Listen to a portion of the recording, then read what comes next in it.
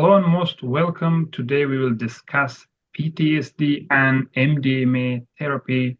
Our guest today is Jill.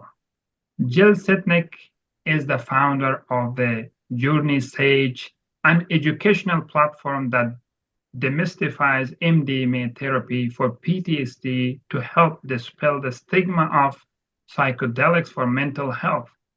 After a lifetime of unprocessed childhood trauma, Jill found healing through psychedelic assisted psychotherapy, which is expected to be FDA approved in 2024. She is an author, educator, and YouTube advocate for MDMA therapy for PTSD treatment. Let's welcome Jill Setnick to the show. Jill, tell us, how are you doing today? I'm great. That's a wonderful introduction. Thank you so much, Nabi. I'm glad to be here. This will be fun. Thank you very much. So, how is it going in your city? How is the weather? Oh. I'm I'm in the US. I'm in Pennsylvania. I'm on the East Coast, and it has been looking outside very sad right now. It has been gray for the past couple of weeks. How's the weather where Wow. you are? Yeah, I'm also in the US, San Francisco. It's very good. Oh, Yeah, you know Cal, that already. yeah, yeah. Yeah. Wonderful. I'm happy for you. I wish we could get some of that sun. Thank you very much. And yeah, you can come, always welcome. Thank you. Yeah. That's great. So tell us about yourself and your life story a little bit. Yeah, I mean, I basically started this journey of talking about MDMA therapy for PTSD because I was diagnosed with PTSD due to child abuse in my late 40s. And if you Mhm. had asked me if I was carrying that trauma around, I just always would have said I had a bad childhood, but I had no idea that my behavior was so linked to my kind of unpleasant childhood. And so I wound up having a huge pang. My partner of over 20 years had passed away. And 18 months after that time, while I was been adulting well, I wound up getting a work email that triggered me. And I wound up getting into a panic attack for months that I was Mm. just 1,000% sure that my life was over. I was going to lose my job. I was never going to be able to get another job. I was going to lose my house. I was going to be living in the car with my pets. And I was a Mhm. 1,000% sure that this horrible thing was going to happen. And after a few months, my therapist who had helped me with my grief work, I went back to her. And after a few months of talk therapy not working, she basically suggested psychedelic assisted psychotherapy because she was in a program to become a psychedelic assisted psychotherapist. So Mhm. I went over to maps.org. This is a mouthful, the Multidisciplinary Association for Psychedelic Studies. Mhm. I looked at their clinical research. That's the organization that has been working with the FDA to approve MDMA therapy. At that time, they were dealing with the phase 2 clinical trials. And I saw that on average, 3/4 of the people in the clinical trials after the treatment didn't qualify for PTSD. And so I agreed to the therapy. Very Mhm. long story short, I know you're going to have questions. Very long story short, after a 1 year, 3 psychedelic assisted psychotherapy sessions, I too no longer qualified for a PTSD diagnosis. I was no longer suicidal. I knew that there was a future. The panic attack was gone. I still had trauma to heal, but that PTSD symptomology or those symptoms that I experienced that got me into the therapy, they were gone by the end of a year. And so I decided to write about it and speak about it in preparation for the FDA approving the treatment for folks. Mm. Thank you for sharing us your story. But I have a question there because that is very enlightening and very important. Uh, the the PTSD for people, for different people, have a different experience. Like when you said you had a panic attack for a long, long time, how it looked like? Because panic attack, as a normal people, they see it as a one time or a very short time attack. Right. So how was your experience? That's a fantastic question. And people especially who haven't had a panic attack can't relate, but other people who've had a panic attack can't imagine it lasting for a really long time. Mm. What I learned when my therapist first tried to diagnose me with PTSD, I argued with her. I said, I don't have PTSD. Look at me. I'm adulting. I'm in big tech. I'm winning awards. Like, come on, everything's fine. She had me read The Body Keeps the Score. And that's where I learned that deep trauma actually lives in the body, not so much in the mind, which is what I had always thought. And so my entire life of having my shoulders up to my ears when I was stressed, or a searing pain down my neck, or my stomach upset, or not being able to sleep, I had just always attributed all of that physicality to being like a type A, have to get stuff done, productivity gal. And in reality, that was my body responding to current day things the way it had learned to respond when I was a child, getting, beaten up by my father, or thrown out of a house, or, facing insecurity, not knowing where I was going to live, those kind of things. So the panic attack that I felt for months was like this just intense need to, and I do this because I was like on edge, and the need to like escape and figure a way out, and just my body was all in knots. So I think that's the easiest way. It wasn't like the hyperventilation kind of panic attack. It was and this is a great way to this is really how it was. Yeah. Yes. So before we go on, I want to first know what is PTSD itself? Yeah. Post-traumatic PTSD, post-traumatic. Oh my gosh, I'm blanking. Yes, Post-traumatic mm, something disorder. but It's the concept is that something happens that make us because I know the stress issue. disorder. Yeah. I can understand because most of the thing are we are just using the short form of it. Yeah. Yes, post-traumatic stress disorder. So you Mm, had some sort of trauma at some point, and you are experiencing that trauma at a different time. That's your mm. PTSD. Oh my gosh, I cannot believe I blanked out on that. No, because you use this. I also forget even my friend's name sometimes. Yeah. I sometimes So forget the day of the week, so we won't talk about that. the most professional people sometimes do like this. I'm so Uh, sorry. Anyway, no one problem. thing to be, That's one thing to be that's the diagnosed best with. part of it. That's the best part of it being human. And the thing is, our viewers may not know if they have PTSD or no, because that's very important that most of the people do not know it. I want to know that uh, what you can tell them, how they I should. think Hmm. I think that's a phenomenal question. I actually made a video about that on my YouTube channel, because until I had that flare up, until I had that panic attack in my late 40s, I was the same exact way. I had no idea. And so some of the traits, so I went to the MAPS conference in June, and I sat in a great presentation. So this is a combination of what I learned in the presentation and kind of my experience.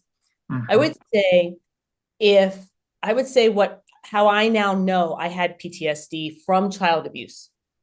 Number one, I never talked about my childhood. There were very few people that knew anything about me. And I did everything I could to hide that. So there's a good bit of shame. So if somebody is feeling a good bit of shame and doesn't want to talk about something about their past, that's one hint. Another hint, if you are experiencing, if there's situations in life and suddenly you feel in your body an overwhelming sense of panic, And that panic could be different for anybody, for everybody. That could be your stomach gets clenched, or your shoulders get tight, or your head gets foggy. There's no real specific way because everybody's really different. But if you are responding, if you're physically responding in a certain way to an event, that's a huge clue that you've got some trauma and are potentially having a PTSD response. My entire life, I just thought I was kind of an anxious person. And the reality was, my body was responding all the time to these perceived threats around anything around a job. And I had a whole lot of shame about my childhood and never talked about it. And at a fundamental level, I didn't feel like I had any real control over my life. And this is something that combat veterans talk about with PTSD too.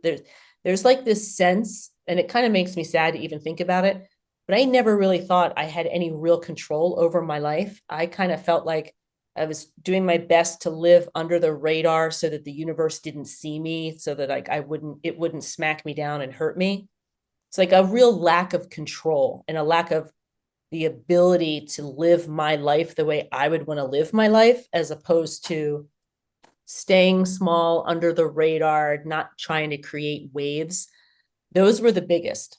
Not feeling a sense of control, a deep shame over my childhood, and the physicality that I just brushed off and thought I was just an anxious gal. Mm. I heard some of my friends told me that they have an experience of their soul just went away. Is this a kind of that, or and they had only one time and not in a pattern? So, or it is a panic attack. Uh, so your friends maybe had a panic attack and they felt like their soul left, like they didn't have control. Is that what you Yeah, mean? all of a sudden. I've had that kind of panic. I just had to put my dog to sleep in December, and I definitely had that kind of panic attack, the breathing and the feeling that like I can't actually control myself.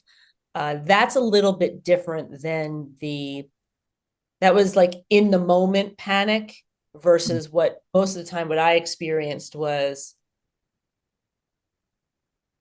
just a deep, deep fear and lack of control Mhm. that would cause my body stress. I was still very much, as a trauma survivor, people are very kind of attuned to try to get things even and keeled again. Like, we work really hard to not be in danger. So I didn't have those kind of panic attacks. My body was just all freaking out. The like I'm breathing and it's hard to catch my breath when my dog died.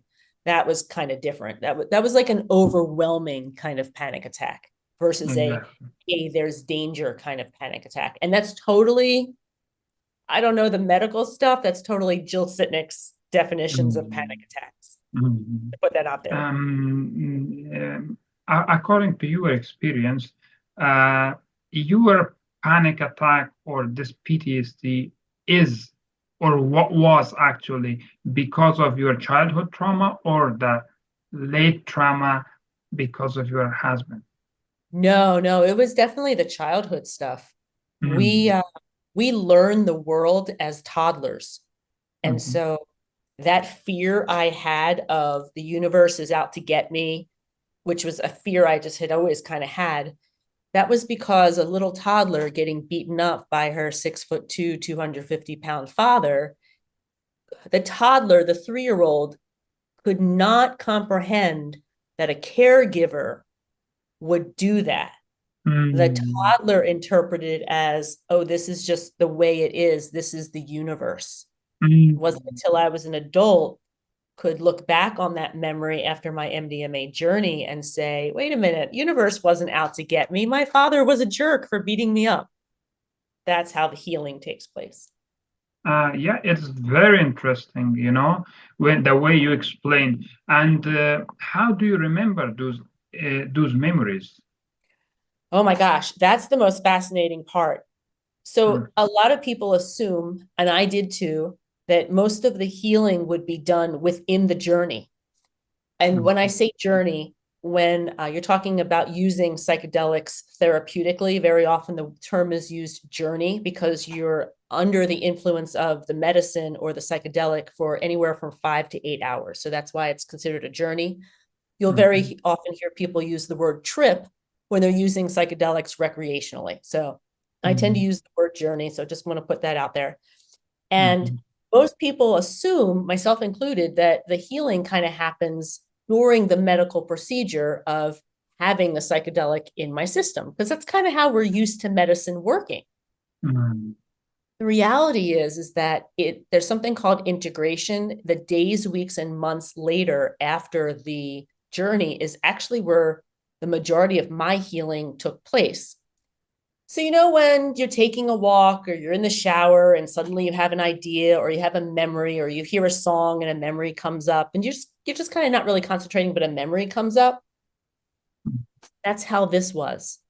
So like an hour after my first journey where I was like, well, nothing happened. Nothing happened, right? And I was crying. I was kind of upset. I'm like, nothing happened. An hour afterward, my boyfriend had picked me up, was driving home, and I was sitting in this swirl of shame that I was just too much to handle. I was an inconvenience, and I can't believe I asked to get picked up. It was all of a half an hour, but I was in this like shame spiral. And suddenly I had like 3 childhood memories pop up of situations where my parents weren't able to parent. They maybe didn't have money, they didn't have time, whatever it was. But these 3 memories kind of just, and I do this, I just kind of floated into my consciousness. And I realized that the feeling that I had of always being an inconvenience to people was not at all true. It was just that my parents didn't have the capabilities to really parent. So it wasn't that I cost money. Children cost money. My parents didn't have money. It wasn't that I needed extra time. I needed some time with my parents. Like that's literally how it happened, that you just kind of, your memories appear to kind of deal with the shame or the feeling that you experience. And that's why integration is so important, because you kind of have to live. You kind of have to have real everyday things that you experience so that you can suddenly have the memories come up that created how you're thinking. And you can go, hey, wait a minute. It's almost like you're watching the memories on TV and you're like, wait a minute. It's not really how it worked. So it's much calmer than most people think when you use the word psychedelic. Exactly. So what is MDMA therapy then Oh, for this? so MDMA is, don't even ask me to give you the name of that Okay, medicine. of course. It's like huge. It's a synthetic, so it's a man-made chemical. In early 1900s, there were lots of tests and research before it got classified as a Schedule 1 drug. It's basically an empathogen, and the best way that I can explain that is that the MDMA, which is one of the reasons why it's used at raves, it increases your level of compassion and caring and connection with people. So as a trauma patient, I felt more connected to my doctor and my guide. I had 2 people with me during each session. I felt more connected to them. But in addition, the MDMA allows you to have a lot more empathy for yourself. Trauma victims are, from those I've talked to, I'm not unique. We're pretty hard on ourselves. We blame ourselves for a lot because, again, as a toddler, we don't understand what's really happening. So something has to be fundamentally wrong with us for these bad things to be happening. The MDMA kind of calms that thinking down. And it's like a Rick Doblin, who runs MAPS. He one time said that MDMA is like a lovely hug. Like a hug kind of calms you down, right? And that's what MDMA does for trauma folks. You don't realize it. It's not like there's a switch and you're like, oh, I'm hyper now and oh, I'm calm now. You don't really feel it happening, but that's essentially what happens. No visuals, clear talking, not even slurred voice, like if I have too many margaritas.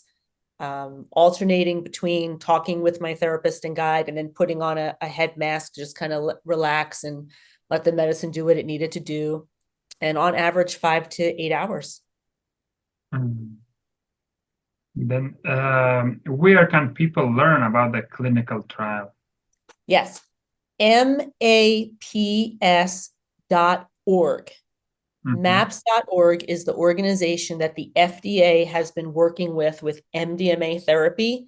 They actually made it breakthrough therapy status, or breakthrough status, which basically means the FDA has been looking at this research from the very start, because there isn't anything comparable on the market right now to impact PTSD the way that this therapy does. But very candidly, there's been a lot of articles. Nature, the journal Nature has been publishing all of the data. So I would say go to MAPS first for people like me who are not like research people, because it kind of explains it in real words. Then you can go to Nature journal and look at it. But at this point now, you can do an internet search for MDMA therapy for PTSD, and you'll start to see a good bit of writing. It's not hard to find right now. Yeah. What is the therapeutic process used in your treatment? All right. So everybody thinks that the magic is with the psychedelic because we have all these stereotypes. And it is true. Without the psychedelic, I wouldn't have been able to access my subconscious. What I want people to understand is that the therapeutic process, and I was an English major, so bear with me with these numbers.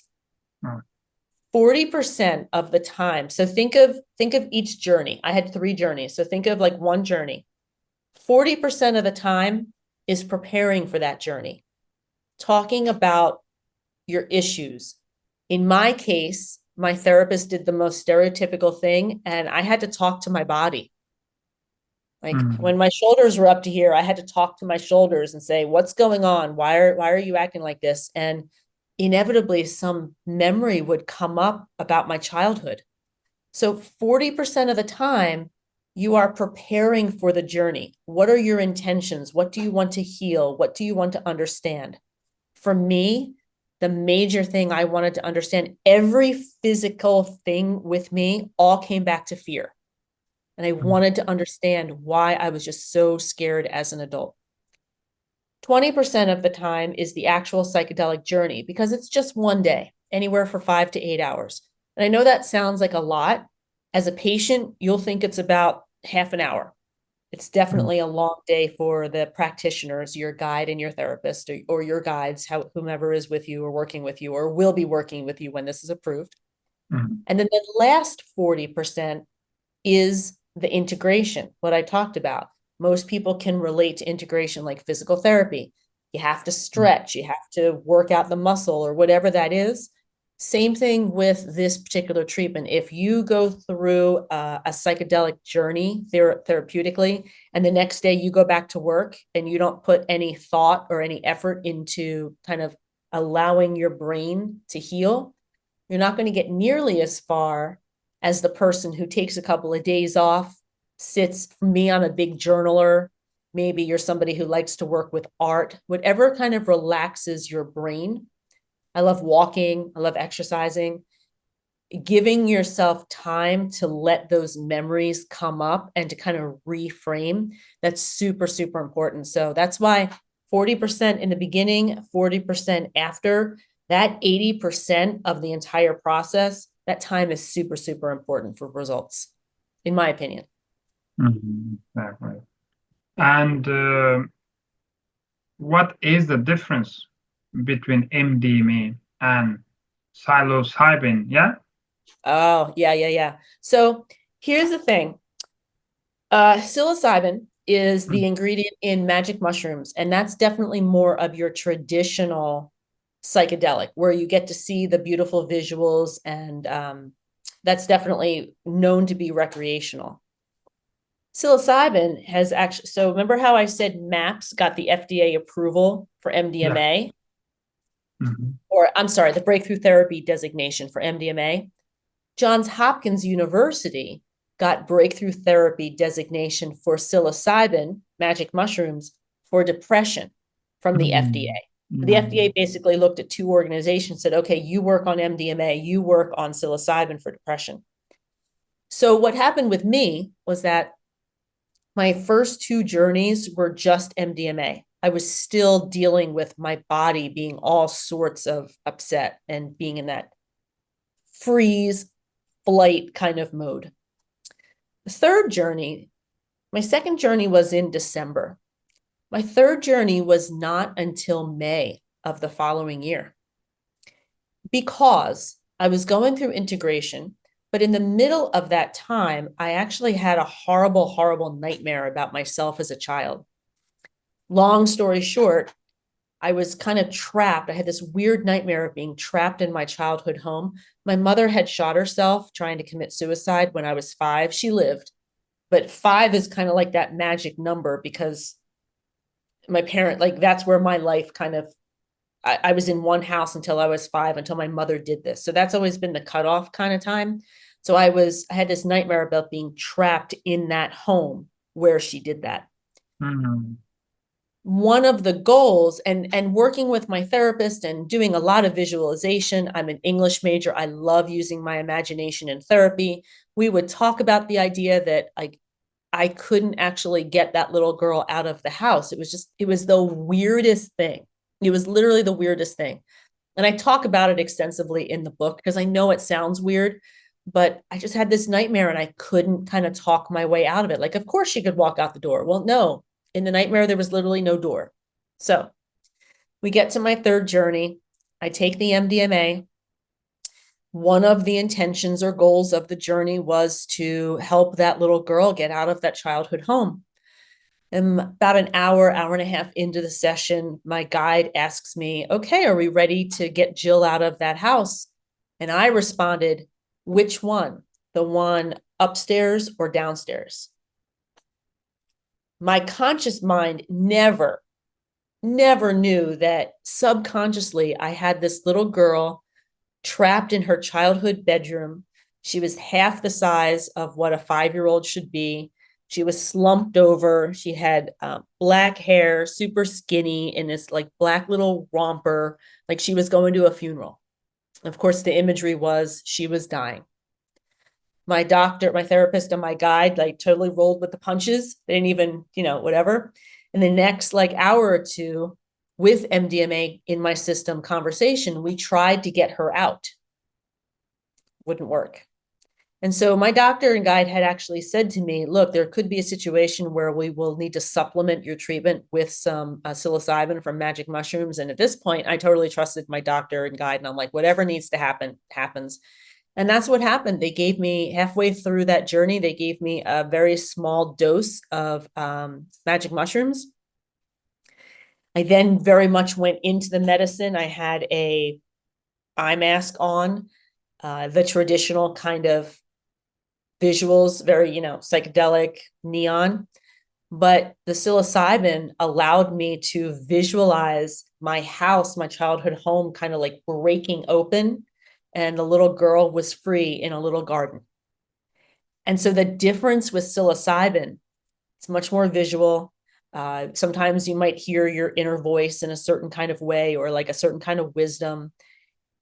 It was just opening up my subconscious even more to be able to heal that particular trauma point. And that's why after that third journey, I didn't qualify for the PTSD diagnosis anymore, because that little girl mentally leaving her childhood home, that's where the fear was. And that fear was gone at that point. So that was fascinating. Mushrooms or psilocybin are a very, very different experience than MDMA. And if you're a trauma person and you have access to MDMA in a year, this therapy, I recommend MDMA first from my own experience.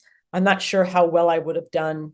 I had a lot of protection in place. I'm not sure how I would have done with psilocybin first, to be honest. That was a long explanation. You hung in there really well. What questions can I answer about it?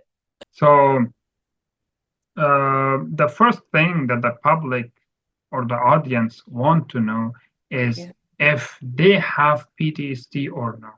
Because my friends, the people whom I talk with, some of them they didn't even realize if they had it or no.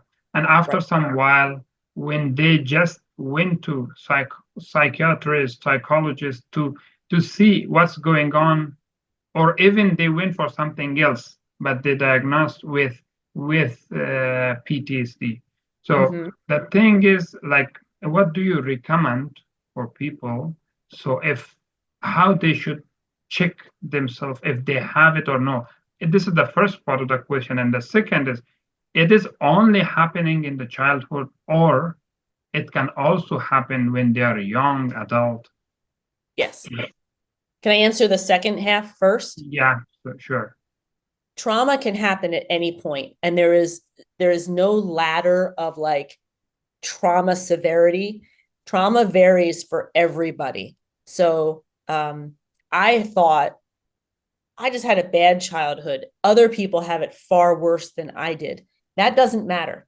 So if you're one of those people that you're like, I had it kind of bad and things were like, but other people have it worse, I'm going to bet you've got some trauma and you're discounting it, and you shouldn't, because trauma varies from every person, and every single trauma experience is valid for that person. So there's no ladder, there's no severity. Trauma is trauma, in my opinion. So I judged myself pretty harshly. So I hope saying that, if somebody else is judging themselves pretty harshly for feeling a certain way, that, oh, but somebody else has it worse.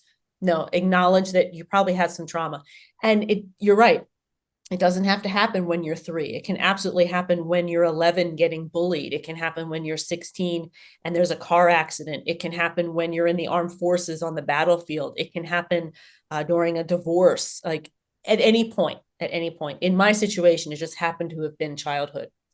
And then the second question was, well, what kind of guidance can I give people who are very much like me and you're not exactly sure why what's going on? Again, I did not believe my therapist. My therapist was like, you Mm, have some PTSD, probably complex PTSD, but at the time I was in that like heavy spiral. I was in that state that needed to be resolved. So I just used the terminology PTSD.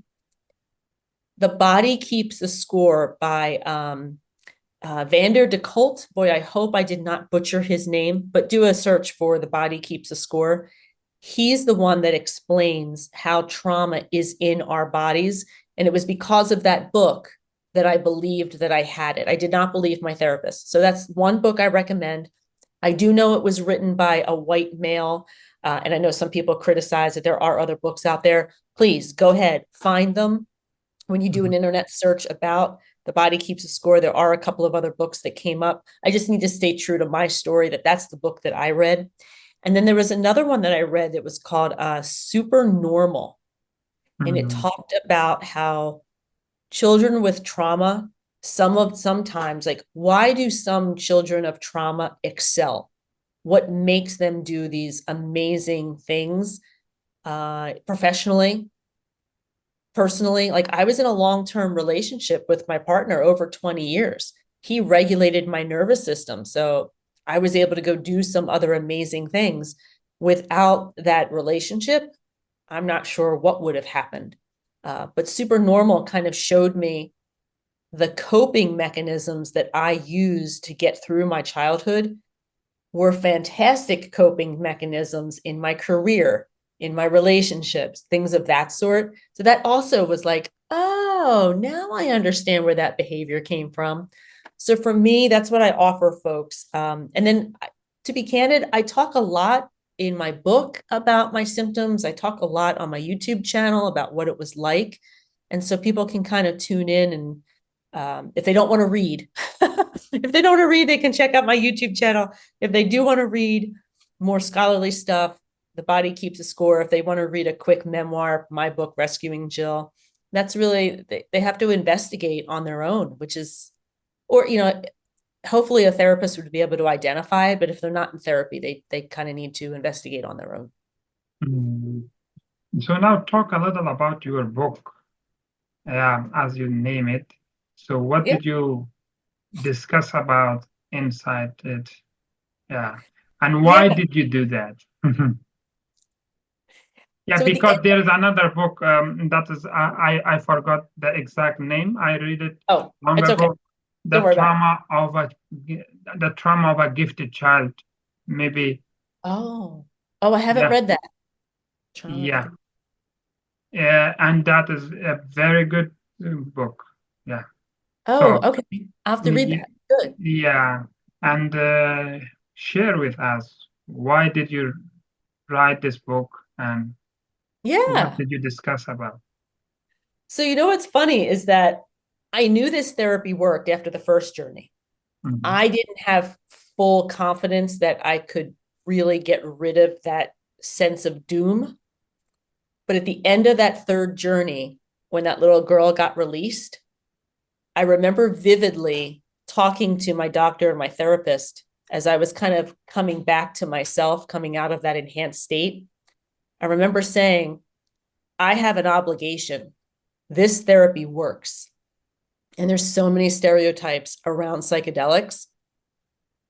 I am a at the time I was corporate gal. You even started talking about being professional. Like, I'm not the image of somebody that would look and say, at least in my age, that, oh, you do drugs. I thought it was super, super important to use my speaking voice, my teaching education background to really show people from a patient's perspective what this therapy is and how it works, so that number one, they know that there's an option. Number one, they know there's an option. But number two, you're going to hear a lot of marketing claims of like, it's 10 years of therapy in 5 hours. And it is. But remember what I said before, 40, 20, 40. You have to put the time in on both sides. It's not as turnkey as I think people think it is or as they want it to be. And it's not nearly as terrifying as people think it is, because if you're doing it correctly with experienced practitioners, you are in a very safe, contained place to have it happen. And so I remember telling my guides, my therapist and my guide, I need to talk about this. And I was an English teacher back in the day. I Mm. always knew I had a book in me. And basically, what I did was I took all of my journals. I had journaled like crazy over the course of that year because that's how my mind processed. I took my journals, I took the stories that I thought could be the most impactful, and I basically wrote my memoir detailing that my experience over the year. And I tried to do it as much of like, and now it's March, and here's what happened. Like, I tried to do it without hindsight is 2020, to kind of have the reader follow along with me and see my traumas and how, as embarrassing as they were and all that other kind of stuff.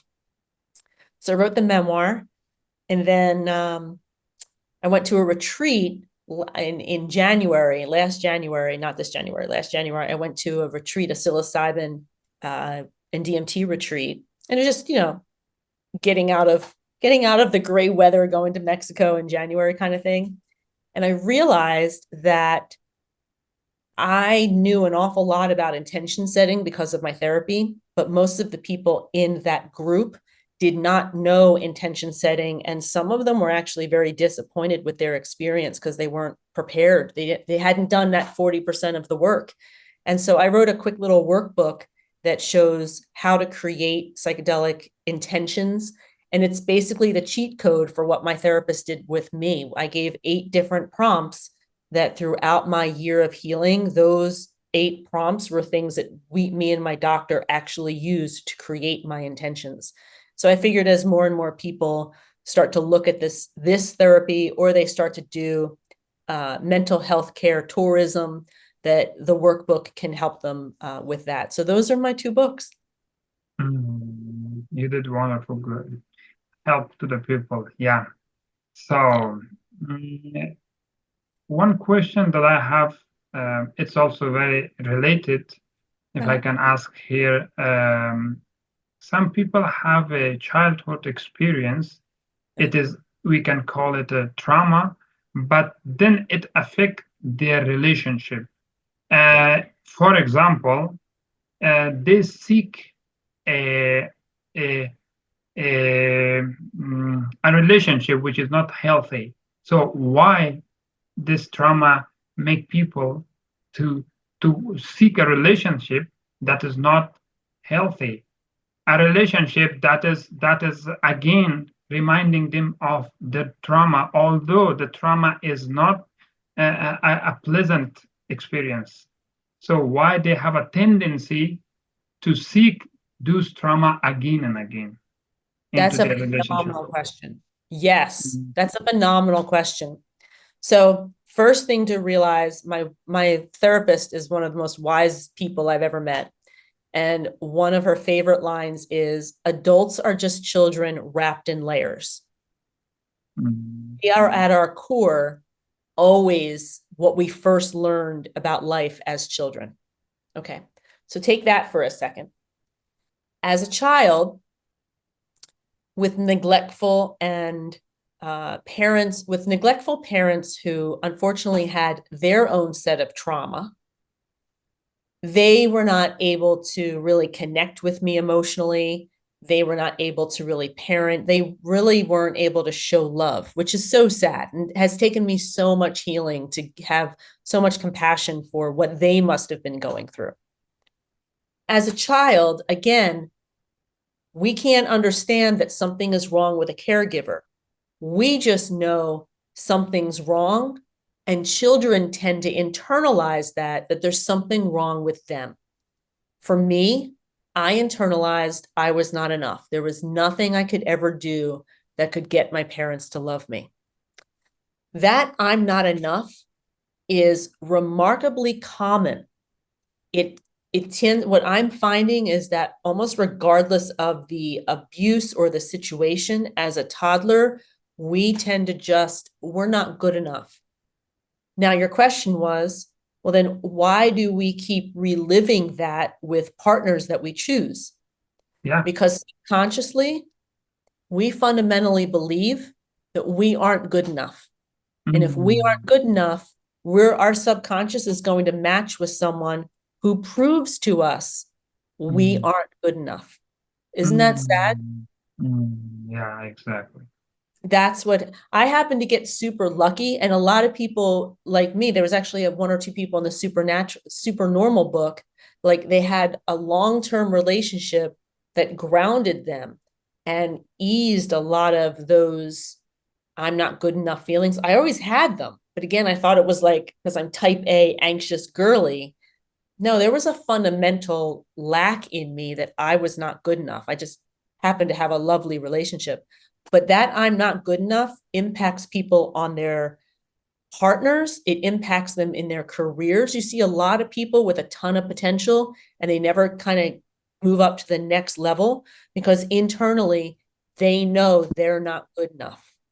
Mm, Did that kind of, that's my perspective on it. Did that kind of yeah, shed some light? exactly. Like these people that I see, they choose to have abusive relationships. Because that's Yeah. what they deserve deep inside. That's what their toddler self understands the world to be, bad Mm, relationships. yeah, and that's really sad, as you say. Yeah. Um, so when is if the FDA approval scheduled for what is called breakup therapy? Yeah, Yeah. So it was labeled breakthrough. breakthrough therapy. It was labeled breakthrough therapy, which meant that the FDA was paying really close attention throughout all of the clinical trials. And I'm hesitant to use the word fast track because I don't really know if that's the wording, but it's more like when a clinical trial drug gets labeled breakthrough, it's going to move through the system faster. And I'm not an expert on the system, but I think we both know how long things take in the US. Yeah. So, from what I understand, in January, just literally just at the beginning of the new year, the FDA got the clinical phase 3 trial results from MAPS. And again, 3/4 of the people in the studies didn't have PTSD symptoms at the end of the trial. So the FDA got all of that content, what I'm hearing, and again, I'm not in the know, I'm literally just reading what everybody else is reading, that hopefully the FDA is going to approve MDMA therapy for PTSD this summer. And then the DEA, the Drug Enforcement Agency, has 3 months to reschedule MDMA to the schedule that allows for clinicians to use it. Like you and I are not going to be able to get a prescription from our doctor and go to the pharmacy and get MDMA. It's going to be practitioners are going to be able to use that substance in a therapeutic setting. And I think a lot of people, I think a lot of organization behind the scenes that I don't know about in terms of like which companies are going to be able to do it. How do you qualify to become an MDMA practitioner? I think a lot of that stuff is kind of happening now. So my hope is that by 2025, we'll start to see some organizations in the US being able to deliver this therapy.